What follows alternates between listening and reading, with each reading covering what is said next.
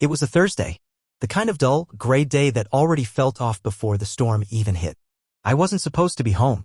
My boss, Rick, gave me a surprise day off for closing a major account. Go enjoy the peace, Tyler, he said with a pat on the back. I should have known peace was the last thing I'd find. I pulled into the driveway just after 11 a.m. expecting to maybe nap or play Xbox. What I didn't expect was to see a sleek black BMW I didn't recognize parked 2 houses down, half blocking my neighbor's driveway, still running, tinted windows up. No plates in the front. My gut twisted. Something wasn't right. I walked into the house quietly. The living room was empty, TV off. Our dog Baxter didn't come greet me like usual. Odd. Then I heard it. Muffled laughter. A moan. A low male voice. I froze. My feet moved before my mind caught up. Up the stairs, past the gallery wall with our fake smile wedding photos, past the bedroom we once shared dreams in. Her door was half cracked. The one I paid to replace last year when she claimed it was rotting. And there she was. Emily. My wife of 6 years. My partner, my supposed soulmate. Naked. On all fours. With Derek, her gym trainer. The same bald, protein freak loser I shook hands with at her last fitness competition. The same guy she swore was like a brother. I didn't kick the door in. I didn't shout. I took out my phone. Steady hands, slow breath. Click. Click. Click. Photo. Video. Voice memo of her saying, "You're so much better than my husband." You know the phrase, the blood drained from my face? It's real. My ears buzzed like I was underwater. My chest clenched. But weirdly, I wasn't angry, not yet. I was numb. Hollow. I walked downstairs. Sat on the couch. Waited. 15 minutes later, she came down, wrapped in my robe like nothing had happened. Hair a mess, lips swollen. Derek followed, his hoodie inside out. Babe, she said, blinking like she'd seen a ghost. You're home. Early, I said calmly. Congrats. You just won the dumbest cheat award. Her eyes darted to my phone. Tyler. Save it, I snapped, standing. Hope the protein shake was worth your marriage. Derek turned beet red. Man, look, I didn't know. You knew, I said, stepping closer. You just didn't care. Neither of you did. Emily went from guilty to nasty in 2 seconds flat. You're being dramatic. It's not like we haven't had problems.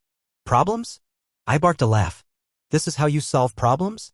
By playing adult gymnastics with your trainer while I pay for your protein powders and Pilates classes. She rolled her eyes, rolled her damn eyes. Oh, come on, Tyler. Our spark's been dead for years. You barely touch me anymore. You work all the time, and when you're home, you're just boring. So you decided to disrespect me in the house I built for you? In our bed. No, she snapped. My bed. I bought those sheets, remember? That's when I felt it, the rage. It boiled up so fast it made my vision blur. Not just because she cheated, but because she didn't even have the decency to lie well. She wasn't sorry. She wasn't ashamed. She was arrogant. Proud. I turned to Derek. You might want to get out now. He nodded fast, grabbing his shoes and sprinting out like a whipped dog. Emily folded her arms. What, are you gonna cry now? Divorce me? Good luck. You think you're the only guy who gets cheated on? No, I said, voice cold. But I'm one of the few who's about to do something about it.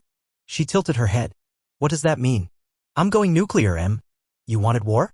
You got it. And I meant it. That moment? That was the birth of something I didn't know lived inside me, something dark, calculated, ruthless. I wasn't just going to leave her. I was going to take everything. This wasn't just about betrayal. This was about justice. And I had receipts. I didn't sleep that night. I sat in the garage, in the car, door closed, engine off. Just staring at the cracked windshield she kept nagging me to fix. My phone buzzed nonstop, calls, texts, even voicemails from Emily. Fake apologies, begging me not to throw everything away over one mistake. She called it a slip. Said I pushed her to it. I listened to each one with a straight face. She was unraveling already, and I hadn't even started yet. I knew I couldn't just walk away. Not like this. I couldn't be another guy who gets cheated on and leaves with nothing but his dignity in a backpack. No. I wanted her to feel what I felt, every ounce of betrayal, humiliation, loss. And I knew exactly where to start. The next morning, I drove to my friend Jaden's place. Jaden's the kind of guy who has 3 phones, never posts anything online, and somehow always knows someone who knows someone. He's not a hacker, but he might as well be. I handed him my phone. I need everything off here. Photos. Videos. Messages. All backed up. Secure. Hidden. He raised an eyebrow but didn't ask. Just nodded and got to work. 2 hours later, he handed it back with a smirk. You going scorched earth? Worse, I said. I'm going surgical. I started by making copies of the videos and images, saved them to 2 encrypted drives and a burner cloud account. Then I emailed one set to a new address I created, subject line, insurance policy. Sent a second set to myself with no sender listed. Emily didn't know I knew how to play quiet. She always thought I was too soft to be calculating.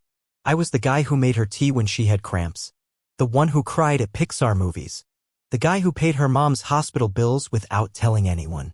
Yeah, that guy was dead. Later that day, I called her father, Michael. Conservative old-school dude. Thinks men are providers and women should be honorable.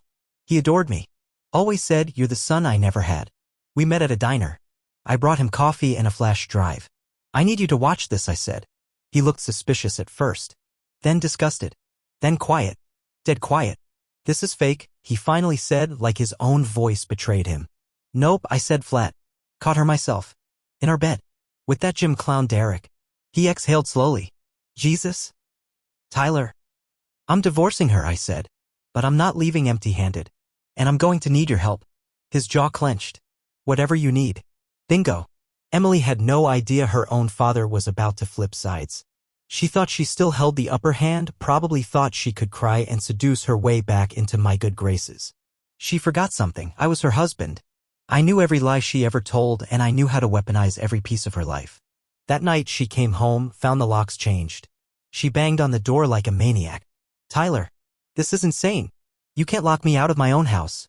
I opened the upstairs window. "Correction, my house. Deeds in my name, remember? You insisted on keeping your name off it during escrow.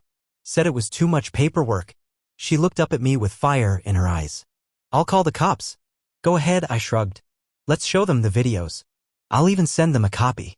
She froze. The rage in her face crumpled into panic. "You wouldn't." I smiled coldly. "I would." She left. I watched her taillights vanish down the street. The next few days were blissfully quiet. I moved fast. Canceled her credit cards, joint accounts? Gone. She hadn't contributed to them in years. I froze the shared Amazon Prime account. Petty? Maybe. Satisfying? Oh, absolutely. Then came the real hit. I sent Derek's boss the footage. Turns out Derek wasn't just some musclehead trainer, he was on probation at the gym for previous inappropriate relationships with clients. My video? Sealed the deal. Fired within 24 hours. I got a call from the manager thanking me for bringing this misconduct to light. Said Derek violated multiple clauses. Emily found out the same night and called me screaming. "You ruined his life." "No," I said coolly. "He ruined his own. I just documented it." The silence that followed was almost erotic. She started begging then. Full-blown breakdowns. Voice notes crying, asking if we could do therapy, work through it. I never replied. I had something bigger planned. And it was just getting started. 2 weeks later, Emily was still living out of her sister's cramped 2-bedroom apartment. I knew because I made sure of it. Her sister, Madison, couldn't keep her mouth shut if you stapled her lips together. Every little update she posted on Instagram, no tags, but I knew the furniture, the background, the chipped flower vase by the TV. Emily was stewing in her own filth, and I loved every second of it. The silence between us wasn't peace, it was build-up. She hadn't filed anything. No papers. No real moves. I was waiting for her to make a mistake. And oh, she did. It started with a text. Not to me. To Jaden. "Hey, you still friends with Tyler?" Smirking face. That was it. Sent at 1:27 a.m. My boy sent me a screenshot within seconds. "I guess she thinks I'm stupid now too," he texted me. "She thinks everyone's as weak as she is," I replied. I didn't respond to her. I waited. 3 days later, she tried to sneak back into the house while I was at work. I got a notification from the Ring cam on the back door, her fumbling with the spare key she hid under the flower pot, the same one I'd replaced with a fake. She looked straight into the camera like she could sense she was being watched. Then she smashed the damn pot against the door in frustration. I filed a police report the next morning. Nothing major, just enough to have it on paper. Trespassing attempt. Vandalism. The cops didn't arrest her, but they gave her a warning. That's when she cracked. A long, unhinged message at 3 a.m. full of everything from apologies to insults. She said she missed our rhythm, then turned around and called me a pathetic little man who got lucky to be with her. She said Derek had a body worth ruining a marriage for, but that he was too immature to keep around. It was chaos. Pure, desperate gaslighting chaos. And I didn't respond to a single word. I was too busy meeting with a lawyer. Not just any lawyer, Allison Hart, a divorce attorney known for her zero-mercy approach and savage takedowns. She'd once made a man cry in court for cheating on his wife, and now she was on my side. Cheating with evidence? And she's jobless? "Oh, we're going to bury her," she said as she reviewed my file. "How soon do you want to start?" "Yesterday," I said. Emily was served at Madison's place. According to my PI, yes, I had one now. She threw the papers at the wall and screamed at Madison for not warning her. Guess she forgot how reality works. The kicker? I'd included a clause asking for a return of all gifts above a certain value: jewelry, electronics, designer bags. All of it was mine now. I had the receipts, the tags, the bank statements. She could keep the lingerie Derek tore off her on our sheets. The rest? Coming back to me. But the real move was still in motion. Derek's wife. Yep, turns out Jim Boy was married and she had no idea. Her name was Amber. 2 kids. PTA mom. Real salt of the earth type. I found her through a mutual tagged post on Jim's old Facebook page. Sent her the footage. The texts. The timeline. She replied 5 minutes later. "Thank you. I've suspected for a while but never had proof." He's done. And your wife? She'll wish she was never born. Amber filed for divorce that same week. Full custody, alimony, restraining order. Derek lost his family, his job, and half his assets in one flaming explosion. All thanks to my little USB drive. Emily tried to crawl back after that. She showed up at my door wearing my hoodie. The one she used to steal when she wanted to be cute and pretend things were fine. "Tyler, can we please talk? Everything's falling apart." I didn't even open the door fully. "I know," I said. "That's the idea." She dropped the act. Her face twisted into something ugly. "You think you're better than me? You think all this makes you some kind of winner?" I stared her down. "No. I think it makes me free." She spit on the porch and walked off barefoot. I didn't even blink. That night, I popped open a beer, sat in the silence of my house, and watched her last voicemail again. The one where she said I'd never find anyone who loved me like she did. She was right. Thank God for that. A month passed. Papers were moving. Her lawyer, some baby-faced kid named Landon, kept trying to play it soft: amicable settlement, mutual agreement, focus on healing. Please. That ship didn't just sink, it was torched, dragged to hell, and pissed on by Satan himself. I wanted closure. Not with kindness. With precision. Emily was trying to salvage her image. I could feel it. She posted some melodramatic Instagram story, her standing in the rain with some quote like, "Sometimes the ones who love the hardest get broken the worst." Girl, you didn't get broken, you got caught. There's a difference. Then came the surprise bomb: she was pregnant. Or at least, that's what she claimed. I got the text on a random Tuesday. Simple, like it was no big deal. "We need to talk. I'm pregnant. It's yours." I stared at the message for a long time, my jaw locked, blood pressure climbing. I didn't reply. Instead, I forwarded the message to Allison. Her response? "We request a paternity test immediately. Do not acknowledge anything." Now, Emily? She didn't like that. She called me screaming, voice cracking with fake hurt. "You really think I'd lie about this? After everything?" "Lie? You?" I said. "No, never. You're a pillar of honesty." Click. By the end of that week, the court had ordered a DNA test. She fought it, tried to delay it, said the stress was too much for her condition. But pressure makes liars sloppy. I found out she wasn't even pregnant. She bought a fake positive test online. Used old hospital paperwork from a past ER visit to confirm it. Jaden tracked her browsing history through a shared Wi-Fi link she forgot to disconnect from. He sent me screenshots of her Googling how to fake pregnancy convincingly and how long can you keep a man if he thinks you're pregnant. That was the last nail. We filed an emergency motion to the court. Fraud. Manipulation. Perjury threats. Allison came into court like a shark wearing heels, dropped the evidence like a bomb, and smiled while Emily's face turned snow white in real time. Judge didn't even look at her twice. He called it blatant deceit. Called her an unreliable narrator of the relationship. We won every clause. She got nothing. No spousal support. No car. No claim to the house. And the cherry on top? She owed me legal fees. Over 12 grand. And she didn't have a job. The humiliation was public. Emily's little circle of gossip queens? Gone. Derek's ex Amber? She posted a long thread about what happened on Facebook and let's just say it went viral. Hundreds of shares. The comments roasted Emily into another galaxy. I didn't even have to lift a finger. People started recognizing her in public. One guy at Target apparently muttered homewrecker under his breath when she walked past. She tried to scream at him, but her voice cracked halfway through and she left her basket in the aisle. Meanwhile, I started breathing again. Sleeping better. Eating better. I'd lost 12 pounds and gained a spine I didn't even know I had. My mornings were peaceful. My nights were quiet. My phone wasn't blowing up with drama, I could just exist again. Then one day, I got a letter in the mail. No return address. Inside was a photo of me and Emily on our wedding day. Torn right down the middle. And a note. You may have one, but you'll always be alone. I laughed. Out loud.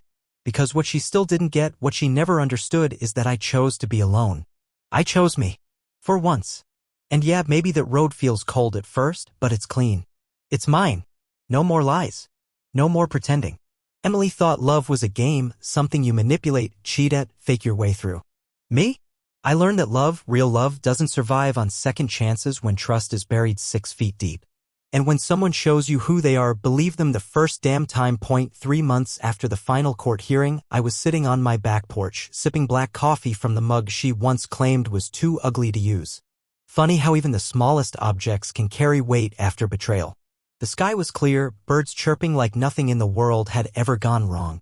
But in my chest, that silence still lingered, the kind that only comes after a war. That's when the knock came. Not the doorbell. Not even a polite knock. Just 2 aggressive pounds like someone owned the place. I already knew who it was.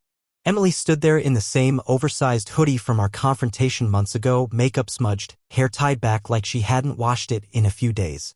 She looked tired in the way people look when the lies start eating through their bones. I'm not here to fight, she said quickly, eyes darting to the camera above the porch. I leaned against the doorframe. Too late for that. She held up a folder, some kind of makeshift scrapbook. Just, please. Let me talk. 5 minutes. I didn't want to let her in. But something in me, maybe curiosity, maybe the last flicker of some sick need for closure, stepped back and opened the door. She sat on the couch like it was still hers. Like she hadn't detonated every ounce of trust in this house. I know what I did, she started, eyes wet, voice shaky. I know there's no fixing it. But I keep thinking about who we were before it all went wrong. I don't sleep. I can't eat. I see your face every time I close my eyes. I crossed my arms. You mean every time you remember you got nothing out of the divorce? That hit her hard. She blinked rapidly, then shook her head. I deserved it. All of it. I lied. I cheated. I tried to manipulate you. But Tyler, I'm not the same person I was when I walked out of this house. No, I said. Now you're just a broke, exposed version of that same person. She flinched. But I didn't care. I had no softness left for her. Only ice. She opened the folder, revealing pictures, old ones. Us at the beach, laughing at some cheap restaurant, holding hands outside my parents' house the Christmas we got engaged. You used to look at me like I was the only person in the world, she whispered. And you used to be someone I could trust. I snapped the folder shut and tossed it back in her lap. What's this, your guilt collection? She stood up suddenly, eyes fiery. You act like you were perfect. Like I was just some monster. But you worked all the time, Tyler. You were emotionally shut down. You stopped seeing me. That old, tired deflection. Classic Emily. Twist the knife, then blame me for handing her the blade. No, Emily. I saw you. I saw you busting your ass at work, trying to build your career, and I gave you space. I supported you. I paid the bills while you found yourself. I stood by you even when I suspected something was off because I believed in us. But you? You saw my loyalty and spit in my face. She turned away, wiping her eyes with the sleeve of that same hoodie. I wish I could take it back. Yeah? I stepped closer. You wish you didn't get caught. You wish Derek hadn't ghosted you after his life went up in flames. You wish the world didn't see you for the scoundrel you are. She didn't answer. Just stood there silent. Then, with a sudden breath, she said the one thing I didn't expect. I'm going to rehab. I blinked. For what? Lying. For pills, she muttered. Started during the affair. Escaping guilt, I guess. It got bad. Then worse. Madison threatened to cut me off if I didn't get help. I didn't feel sorry for her. I didn't hug her or offer kind words. But I did nod. Slightly. Because even a disaster deserves a shot at being less of one. I hope it helps, I said. But don't come back here. Don't text me. Don't show up with some sob story and a box of memories. She nodded, eyes brimming. Okay. As she walked to the door, she paused and turned. One day you're gonna love someone again. And I hope she never has to learn how much pain you carry. Then she left. No parting hug. No apology that meant anything. Just an exit. That night, I burned the folder. Every photo, every love note, every piece of our so-called history. I watched the flames crackle in the fireplace, reducing our past to ashes. And for the first time since I caught her with that piece of trash in our bed, I felt something like peace. Not happiness. Not yet. But peace? That was a damn good start. Weeks went by without a single word from her. I didn't expect one, and honestly, I didn't want one. The silence? It was sacred. A clean break. My life had become quiet, functional, even peaceful. Until I got a call from a blocked number late one Friday night. I let it ring out. 30 seconds later, a text came through. She OD'd. They found her in her apartment. She's in the ICU. You were listed as an emergency contact. I stared at it cold. I didn't move. I didn't breathe. And I sure as hell didn't reply. Emily had become a cautionary tale at that point. The type of story you tell your younger brother when he's thinking of marrying someone with red flags glued to her forehead. Still, something pulled at me. Curiosity? Resentment? Guilt? I don't even know. The next morning, I drove to the hospital. I didn't take flowers. I didn't even take pity. I just wanted to see with my own eyes how far she'd fallen. They let me in without a fight. I walked into that sterile room and there she was, pale, tubes in her nose, arms bandaged. Her skin looked like wax. Her eyes didn't open. Machines beeped around her like some kind of twisted lullaby. I stood there for a while. Just watched. No emotions. Nothing in my chest except the knowledge that I had survived her. A nurse came in and whispered she asked for you when they brought her in. Before she passed out. I nodded, but I didn't answer. What was I supposed to say? Tell her I said thanks for the trauma? Hope she enjoys detox more than my loyalty? I left after 10 minutes. Didn't even look back. And maybe that makes me cruel. Maybe people will say I should have shown more compassion. But compassion gets you buried when it's aimed at someone who treats it like a doormat. 2 weeks later, I got another letter. This time from her mother. It was short. Almost frantic. Tyler, I don't know if you care anymore, but Emily checked herself out of rehab early. She's not answering calls. I thought maybe you might know where she'd go. I didn't reply. Because I did know. There was a cabin, small, isolated. Her dad's old fishing place. She'd taken me there once, years ago, said it was where she went to think whenever things got too loud. And against every voice of reason screaming in my head, I drove there. The place was quiet. No lights. I parked far off the road, crept through the trees like a damn ghost. Then I saw it. Her car. Parked sideways near the cabin door. And inside? Her silhouette in the window, pacing. Talking on the phone. I moved closer until I could make out her voice. No, he won't be a problem anymore. The divorce wiped him. He thinks I'm some rehab case now. I've got access to his accounts through that old shared login. He hasn't changed it. Idiot still trusts systems we built together.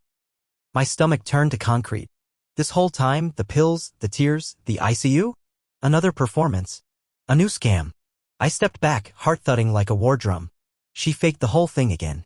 Probably figured she could milk sympathy, get back in my orbit, worm into my finances. Unbelievable.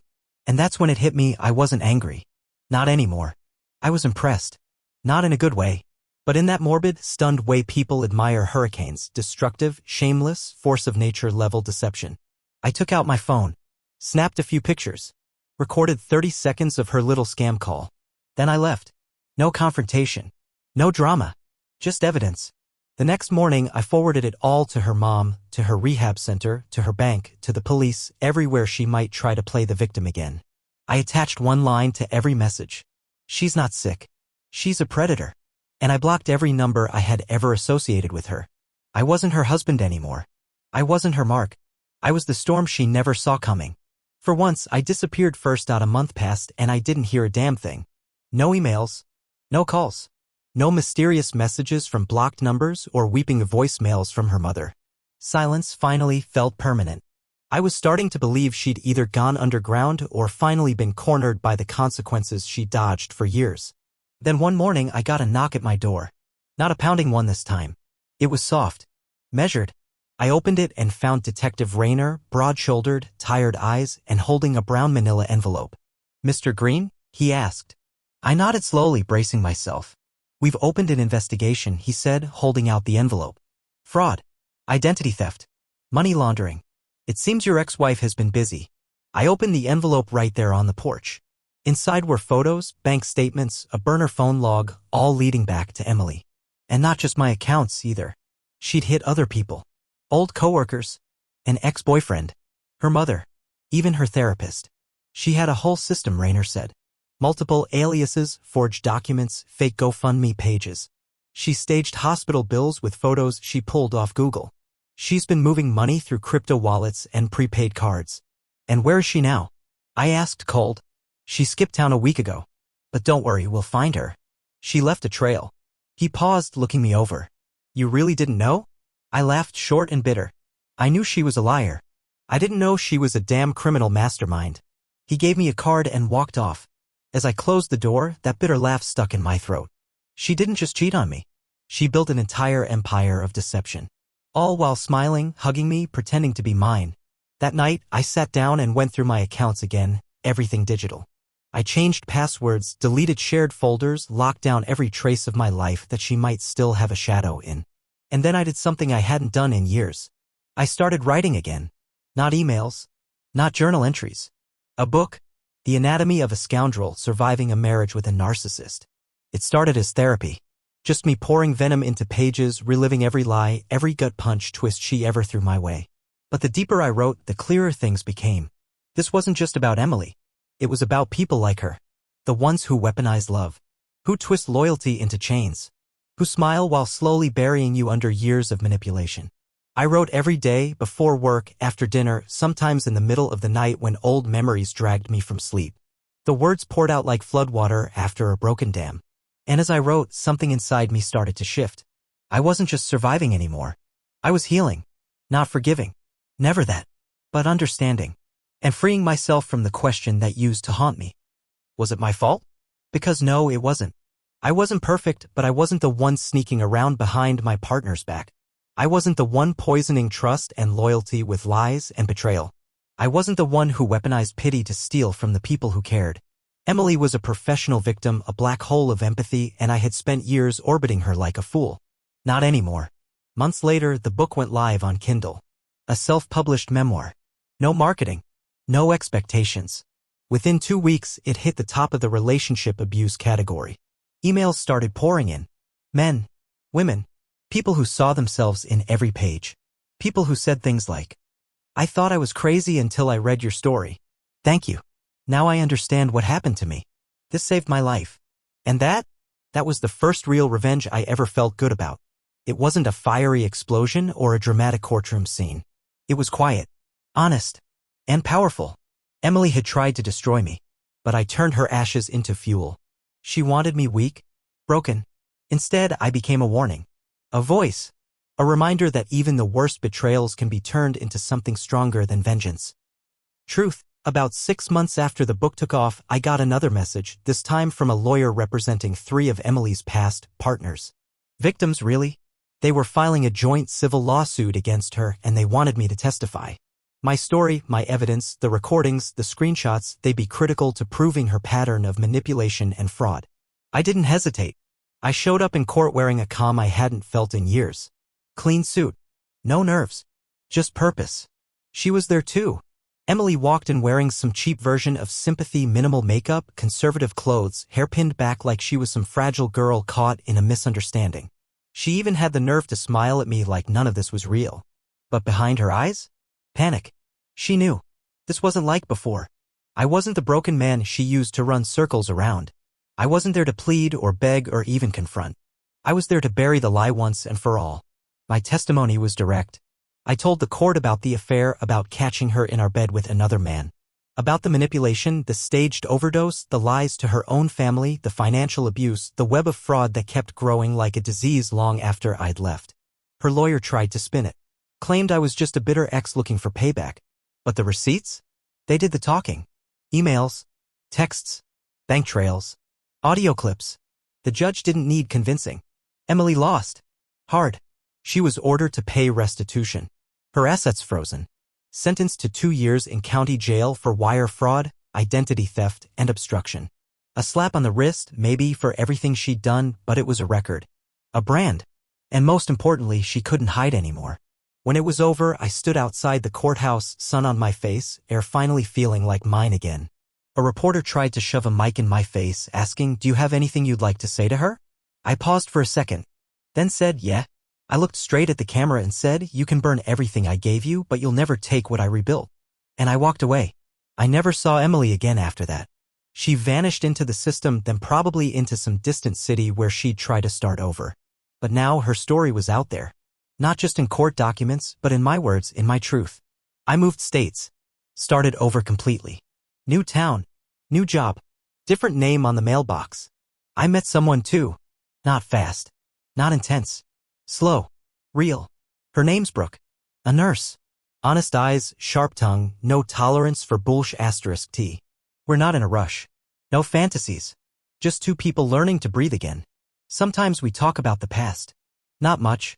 Just enough to remind me how far I've come. And now, when I look in the mirror, I don't see the man who begged a cheating wife to explain herself. I see the man who survived hell, turned the fire into ink, and walked out with a spine forged in betrayal.